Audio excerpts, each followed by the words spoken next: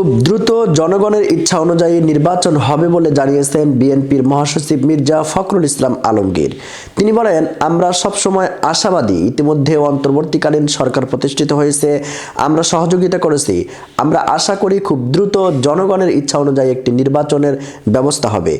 একটি অবাধ, সুষ্ঠু ও নিরপেক্ষ নির্বাচনের মধ্য দিয়ে জনগণ তাদের প্রতিনিধি নির্বাচন করার সুযোগ পাবে।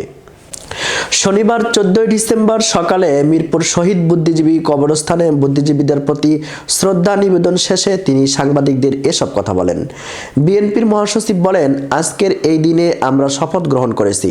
বাংলাদেশের মানুষ 1971 সালে যে কারণে যুদ্ধ করেছিল, একটা স্বাধীন, গণতান্ত্রিক ও সমৃদ্ধ বাংলাদেশ বিনির্মাণের জন্য। এটি হয়েছিল শহীদ প্রেসিডেন্ট জিয়াউর রহমানের মুক্তিযুদ্ধ ঘোষণার মধ্য দিয়ে। তিনি বলেন, 36 জুলাই বা 5 আগস্ট ফ্যাসিস্ট শক্তিকে পরাজিত করে নতুন সুযোগ সৃষ্টি করেছে। এই সুযোগে সম্পূর্ণ সদ্ব্যবহার করে আমরা বাংলাদেশকে একটি সত্যিকার অর্থেই গণতান্ত্রিক রাষ্ট্র, আধুনিক রাষ্ট্র, একটি বৈষম্যহীন রাষ্ট্র প্রতিষ্ঠা করতে চাই।